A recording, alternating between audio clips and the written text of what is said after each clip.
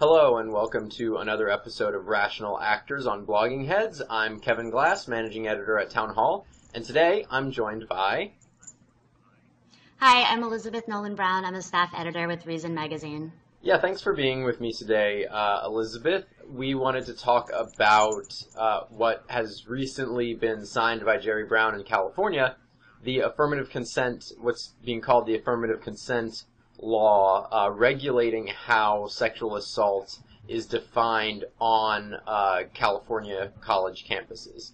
And this is a law that I've seen a fairly wide divergence in opinion on the merits of the law, from people being incredibly supportive of it to people thinking that it's absolutely ridiculous in concept and really hard to apply in practice. But I wanted to start with some of your thoughts. How exactly does the bill work in bringing in new definitions to consent and sexual violence? And what are a couple different opinions, and why do people hold those? Okay, actually, I have the bill right here in front of me, so I just want to read like a little part of it. Because this is the big thing, is that instead of, as of now, rape is defined as, someone saying no. In some states, force is also required. But under the affirmative consent standard, affirmative consent means the existence of a dating relationship between the persons involved, or the fact of past sexual relationship should never be enough by itself as an indicator of consent. So that's, and people are defining that as yes means yes instead of no means no, which is what kind of people said the old standard was. So that's not all that the law does. It does a few other things. It says that schools have to have a preponderance of evidence standard, which just means, that if they're 51% likely to have committed it, it doesn't have to be, it's not the same standard used in the criminal justice system. And then it also kind of says that if a person was incapacitated due to alcohol, drugs, or medication, then consent is not valid. So that's kind of what the law does. I think some of the major complaints of this fall in 3 different categories, and the first is with the yes means yes. They say that, it's an ineffectual standard. People can easily lie about having obtained an affirmative consent as they could have about someone not saying no. Whether it's no means no or yes means yes, rapists are going to rape because they're rapists, and they will lie about whether they obtain consent no matter what the standard is. And then I think one of the other big things is that it's just for college campuses, which seems really weird to define rape and consent one way for people that are that go to college in California, and one way for the rest of the population. It's just really weird to have 2 different definitions of rape. Right. On the first concern, I'm not sure that doesn't seem all that valid of a concern to me. I mean, this legislation, and I don't think that its supporters would say this, it doesn't seem aimed at getting rid of the conflict when you get into a he said, she said about sexual assault, right? That this is not really a way to resolve that. I think that the move to not the criminal justice standard of guilt, which is beyond a reasonable doubt, but to a 51% probabilistic chance, is a little more meaningful in resolving conflicts of, I said this, he said that, and kind of, I would guess, misinterpreting what actually happened between the 2 parties. So I don't think that, it doesn't seem like the affirmative consent legislation ever really was designed to eliminate the he said, she said problem when it comes to rape and sexual violence. To me, and this is kind of my impression of the legislation, what it seems is that, the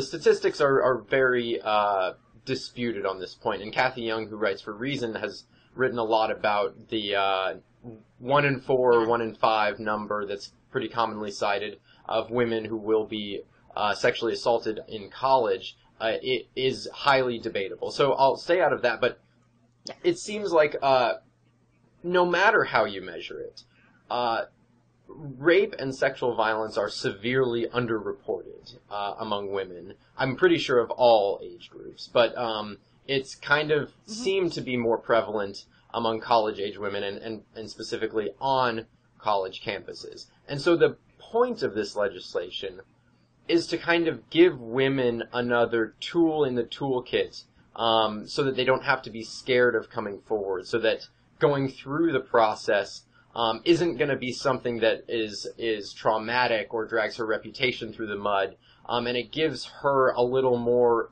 opportunity to say, you know, I'm maybe going through the process again, and it is traumatic, but there's more of a chance for justice to be served here. There's more of a chance that... Because, wait, why do you think that the legislation does that, though? Because of the changing of the preponderance of evidence standard? No, not because of the preponderance of evidence, because of the move from the shorthand, no means no to yes means yes, right? Is that... Okay, so I'm not sure how that, like, would make people more comfortable with reporting rape, though. I don't think that there's, like, a vast group of women who are like, well, I would report my rape, but if only there was an affirmative consent standard. I mean, it's usually because stigma, shame, fear that people won't believe them, which are all still going to exist. This just changes kind of the legal requirements. Well... But I'm so sorry, go on. Why do you think it will? No, that's fine. I think that it will because, I mean, there are those situations where in college, and actually we had an example of this in the last few days. Lena Dunham's book came out, and she reported in her book an example of a time that she was severely intoxicated, incapable of giving consent, and in relaying this story to a friend, her friend said, I think you were raped. I don't think that you were in any position to give consent. And it's in these moments where women are traumatized by these experiences, and often they'll work to convince themselves that what happened wasn't rape, what happened wasn't violence without their consent, and it will kind of give them a way to go through the justice process without having doubts about what happened to them and kind of getting the opportunity to bring more justice into the situation. Well, so I would say, I mean, I have problems kind of philosophically with the yes means yes standard too, but putting that aside for a second, I think it's fine to say kind of what you're saying and that this might be a worthy policy for colleges to consider, for, you know, university systems, individual campuses, for them to put in place.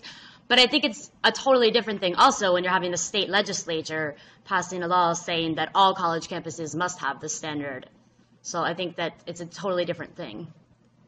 I mean, yes. I'm not sure about the kind of precedent setting here in saying that this belongs only on colleges. I think that it's just kind of a marginal step for them, and addressing in particular what a lot of people have called a quote-unquote rape epidemic specifically on college campuses. But I don't think that there is a rape epidemic specifically on college campuses. I mean, there is no actually evidence that rape happens more on college campuses than it happens anywhere else. We just pay a lot more attention to it. And I think, you know, that's kind of, people are using this rape epidemic on college campuses thing to really push this new legislation and to push, you know, Obama's new initiatives with campus assault to make it seem very urgent. But, I mean, rape is a problem everywhere. And I think it's also weird to just address it for people at college. I mean, like, less than 1/3 of Americans will ever go to college. So we're talking about, it's weird to me that we try to address it that way. I think that we should, you know, it distracts from focusing on other solutions that could benefit everyone. Right, yeah.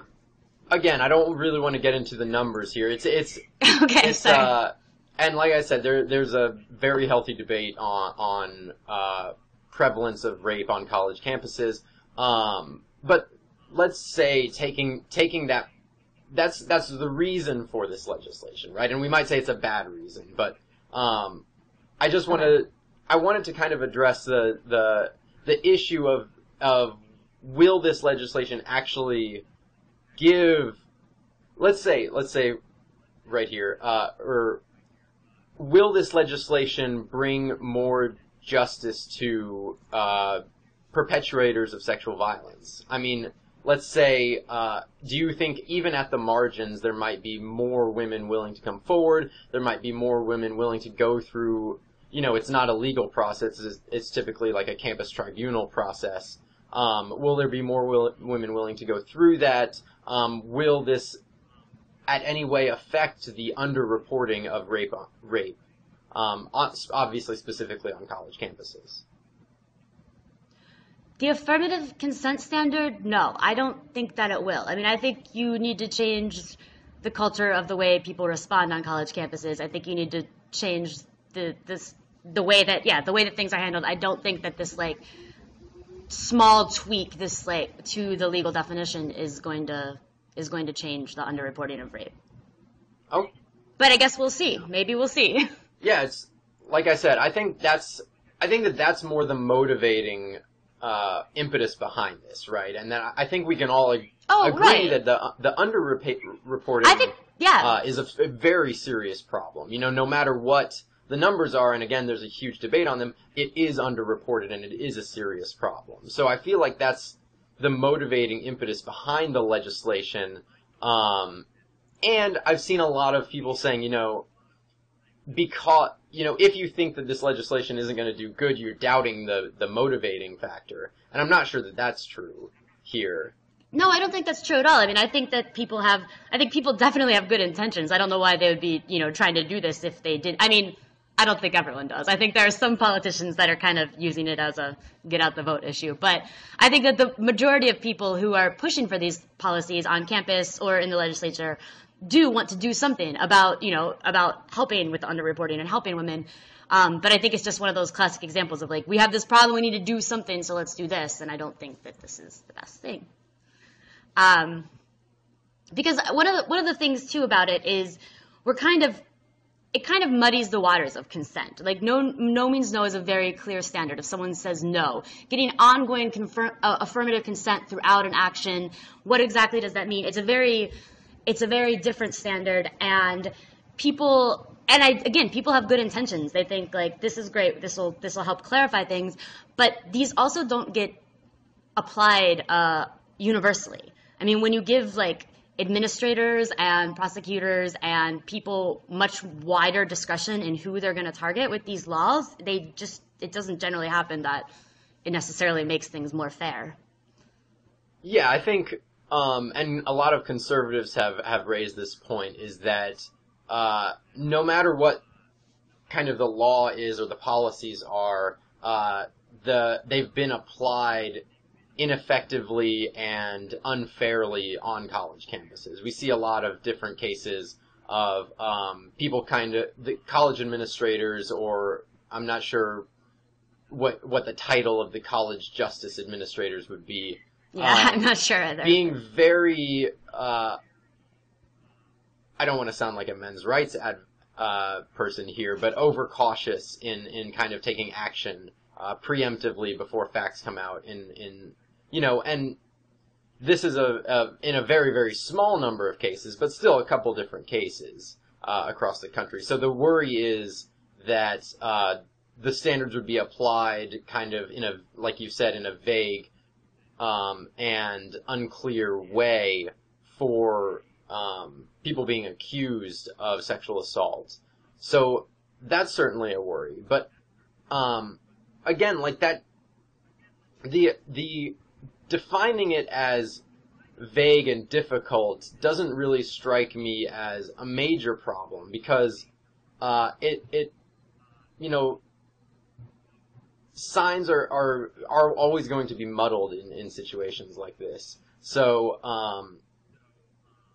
I'm not sure that denying people or saying that there's only this situation in which you can not consent, it is a good status quo right now.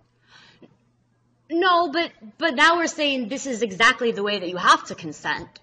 I mean, I think that I think that in states where it says there has to be force or you have to say no out loud, I don't think that is a good standard because, yes, people can be incapacitated. People can have the inability to, to say no because of incapacitation. But I also don't think, I think you're doing the same thing when you say, okay, you have to say it like this, you have to give consent like this, and that's kind of taking away people's autonomy to, conduct their sexual lives in the way that they want to.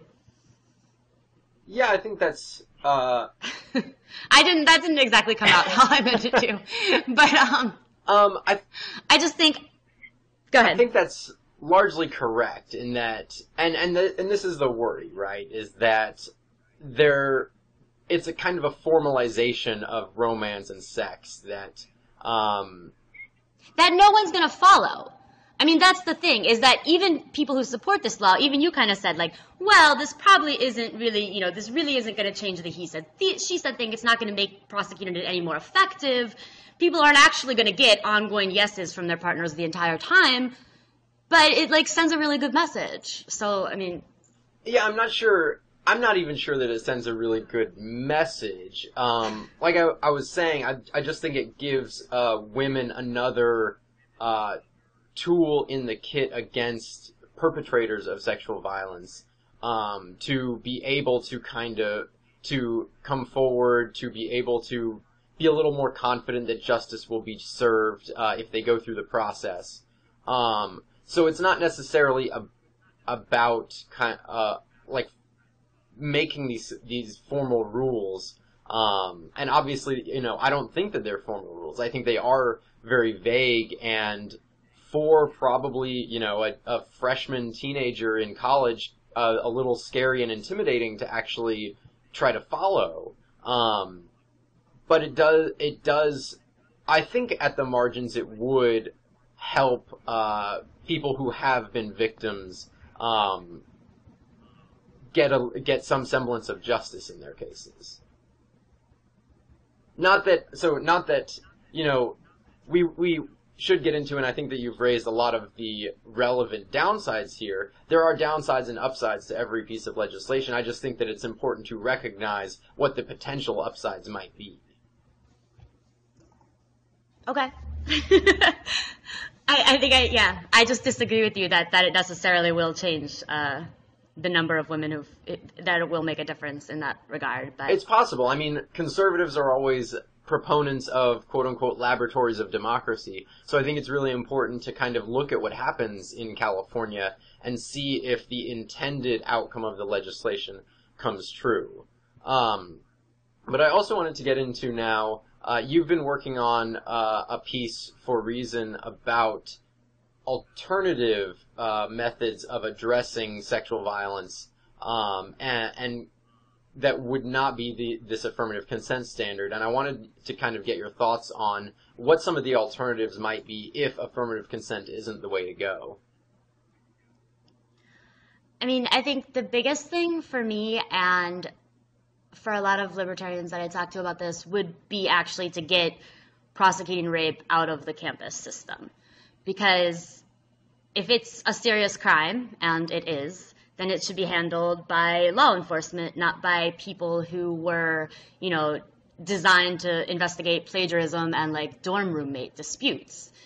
And I'm always trying to advocate against getting more people into the criminal justice system, so it's very rare that I'm like, yes, let's put more people in the hands of cops and the courts, but rape is a crime that should be investigated by cops, and, people who are found to be guilty of rape should get more than a school suspension, and people who are accused of rape should have full due process rights so that they can have an ability to clear their name if they're not guilty, and victims of rape should have the chance to actually see justice served in the criminal with more than their rapist just getting kicked out of school or something. So I think everyone would be better served by just not having college campuses investigate rape accusations.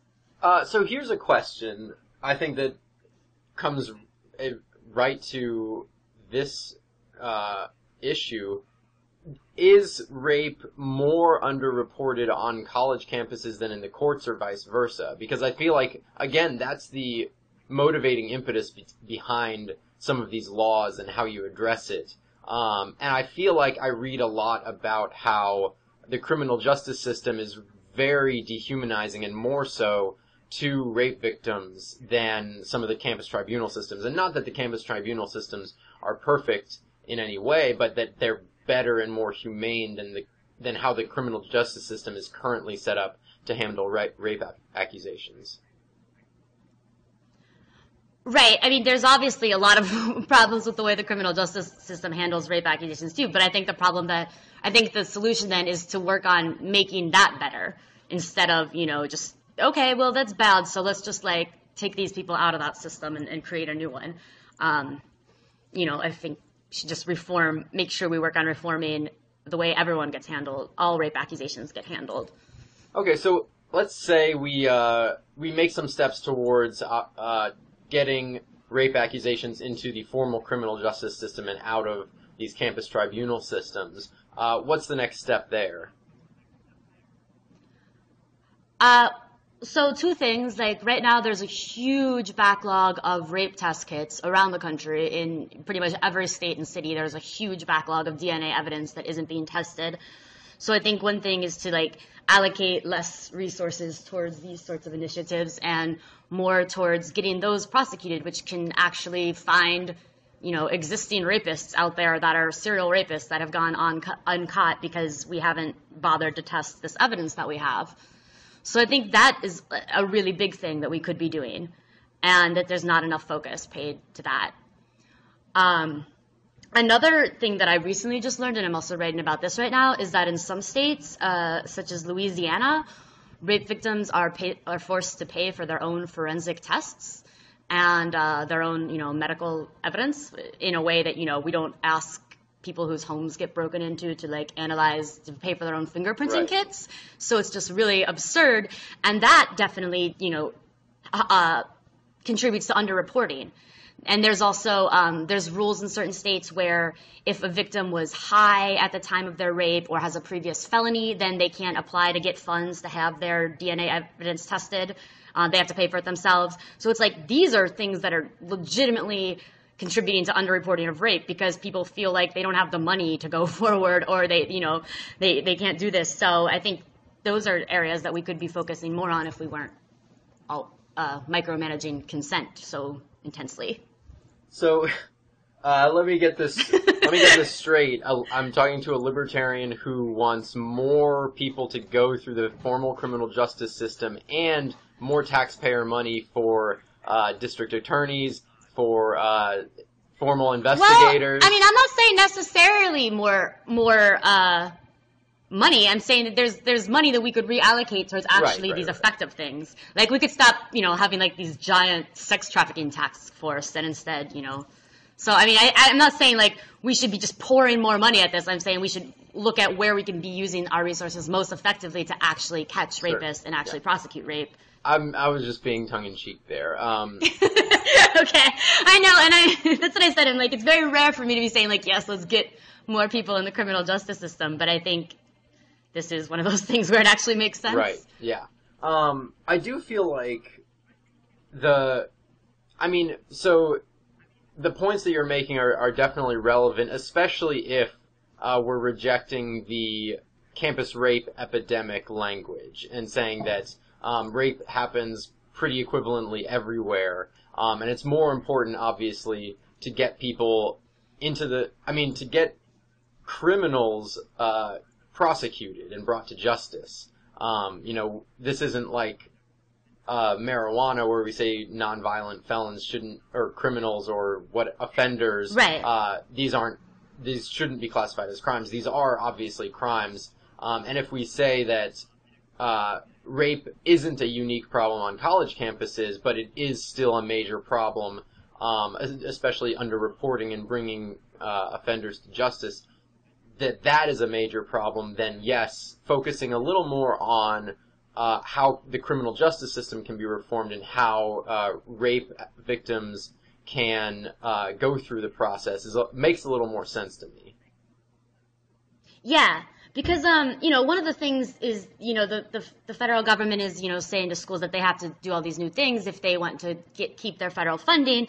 And they're using Title X to do this because they're saying this is an issue of equal rights to education. And, if there's a campus rape epidemic, it's preventing women's equal right to an education, which I think is a really convoluted way to go about it.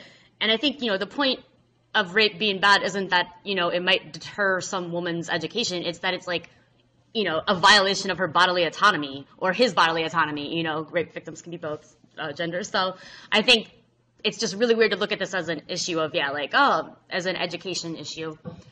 But that being said, yes, I mean, I think that I don't want to downplay the problems. And I think that even these things that we're talking about that we're trying to use, like state legislatures and federal initiatives to address are great things for college campuses to be addressing, for college groups, for college feminist groups, for the student governments, for for freshman orientations to be covering or sex ed classes. Like, these are great things to talk about. These just aren't areas for, I think, us to legislate. Right. I certainly think the kind of culture involved on college campuses can be harmful. And, if not conducive uniquely to rape or sexual violence, certainly conducive to young people getting drunk and having sex, which is definitely kind of a gray area when it comes to consent. So it seems to me like that might be not more of, but certainly a culture problem on college campuses. Yeah. And, the widespread availability, obviously, of alcohol, the widespread exposure to alcohol for the first time of a lot of, 18, 19-year-old kids certainly contributes to some gray areas of consent. And certainly,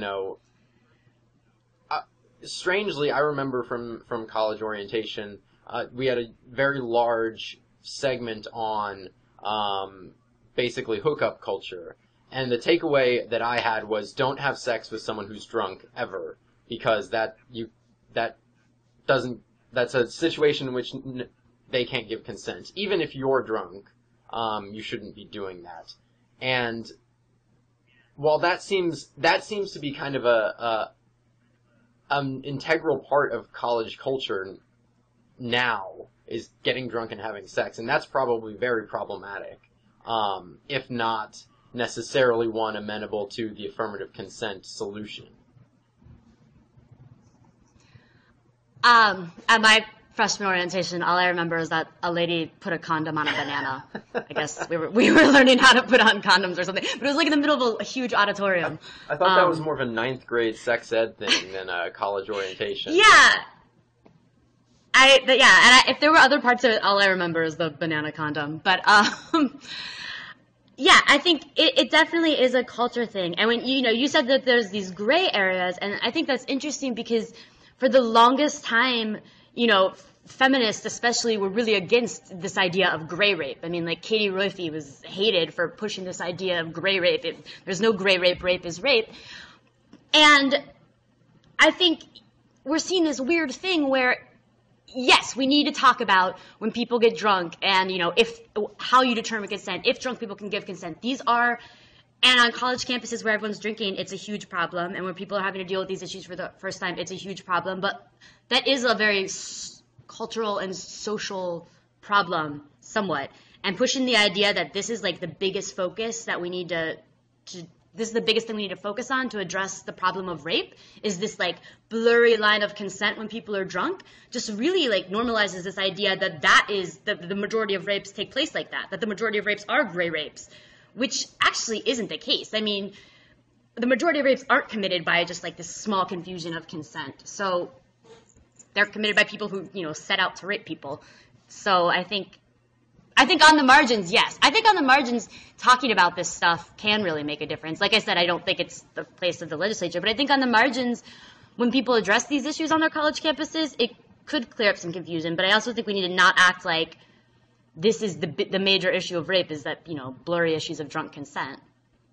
Does that make any sense? Yeah, I mean, I think I read there was a criticism of the affirmative consent law saying that what it does is criminalize the vast majority of sexual encounters, only to be investigated later if Right. if a college adjudicator gets involved.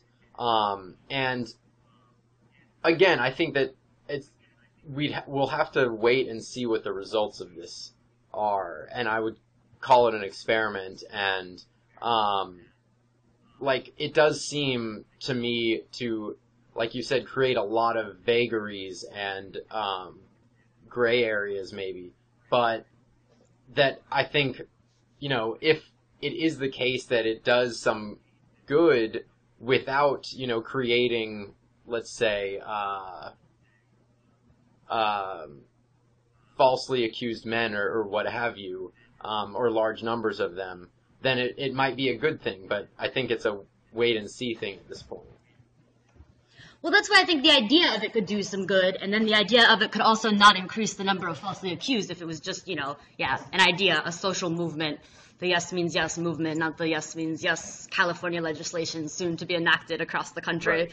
New York's already taking it up across their schools, so I think, I think we're not going to wait and see. I don't think we're going to have time to wait and see. I think schools, and legislatures across the country are going to start acting on this because that's kind of how things tend to happen with California. So that's one of the problems, I think, in the conservative laboratory of democracy theory is that no one ever waits to see the results. They just see it passed, and lots of support get behind it, and everyone passes it.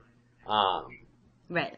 But I think that's about all that I have today. Thanks for joining me, Elizabeth, and thanks for having me. Thanks for the discussion, and I will see everyone next time on Blogging Heads. Bye, Kevin.